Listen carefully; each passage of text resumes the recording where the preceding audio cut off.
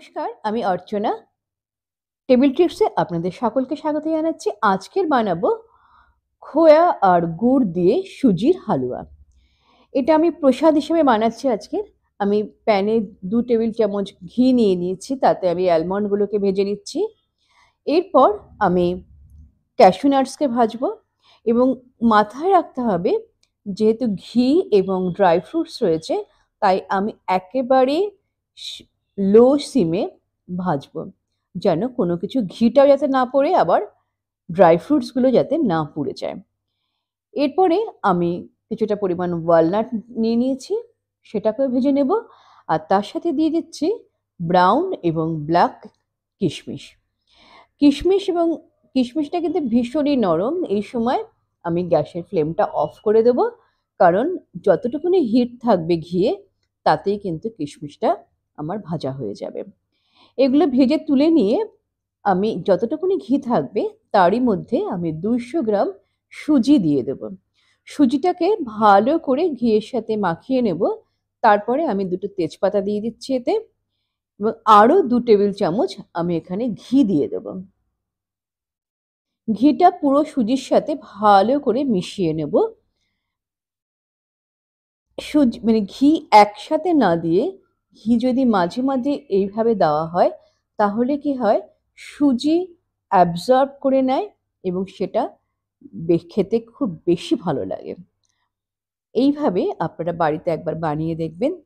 দেখবেন একবারে ঘি দেওয়ার থেকে বারে বারে যখন ঘি দিচ্ছেন মাঝে মধ্যে, তখন কিন্তু সেই টেস্টটা কিন্তু অন্যরকম আসছে। আমি এর মধ্যে দিয়ে দিচ্ছি গ্রিন কার্ডামম ক্রাশ করে।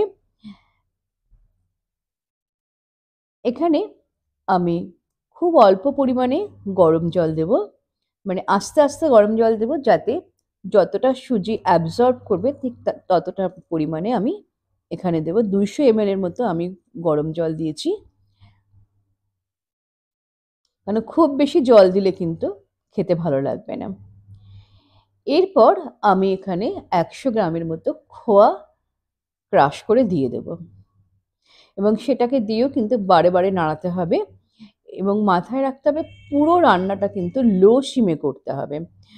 হাই সিমে নিয়ে গেলে কিন্তু এখানে সুজিটা পুড়ে যাওয়ার বা দলা পাকিয়ে যাওয়ার একটা সম্ভাবনা থেকে যায়।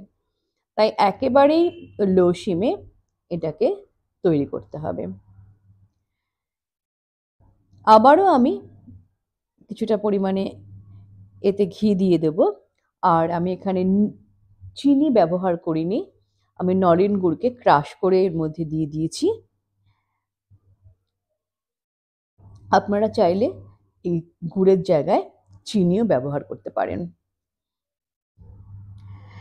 গুড়টা আমাদের শীতকালে খুব পাওয়া যায় এবং গুড়টা ভীষণই হেলদি। সুগার থেকে শুরু করে প্রেশারের রোগীর জন্য কিন্তু গুড় খুবই ভালো।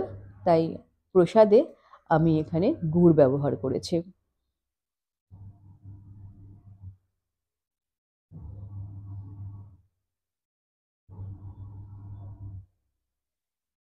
অনবরত নাড়তে হবে, যাতে নিচে যাতে না লেগে যায়, সেই দিকটা কিন্তু খেয়াল রাখতে হবে। যারা আমার চ্যানেলটিকে সাবস্ক্রাইব করেছেন তাদেরকে অসংখ্য ধন্যবাদ, আর যারা এখনো করেননি প্লিজ সাবস্ক্রাইব করে পাশে থাকবেন। পাশে থাকা বেল আইকনটি প্রেস করে রাখবেন, যাতে আমার রান্নার নোটিফিকেশন আপনাদের কাছে খুব তাড়াতাড়ি পৌঁছে যায়। আমি আবারও 2 টেবিল চামচ ঘি দিয়ে দিচ্ছি এর মধ্যে, আর দিয়ে দিচ্ছি আগে থেকে ফ্রাই করে রাখা ড্রাই ফ্রুটসগুলো।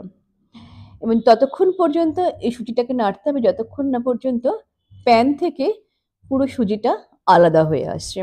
কারণ যেহেতু অনেকটা এখানে ঘি পড়েছে, তাই অটোমেটিক্যালি এটা আলাদা হয়ে আসবে। এবং এটা রান্নাটা একটু ধৈর্য ধরে করতে হবে, তাহলে আমাদের কিন্তু প্রসাদী খোয়া গুড় সুজির হালুয়া রেডি। আমি এবারে পেস্তা আর তুলসী পাতা সহযোগে আমি পরিবেশন করছি। আপনারা এইভাবে বাড়িতে বানিয়ে দেখবেন, কেমন লাগে আমাকে জানাতে ভুলবেন না। তাহলে আজকের মতো এখানেই আসছি আরও নতুন রেসিপি নিয়ে। ততক্ষণ ভালো থাকুন, সুস্থ থাকুন, আনন্দ থাকুন।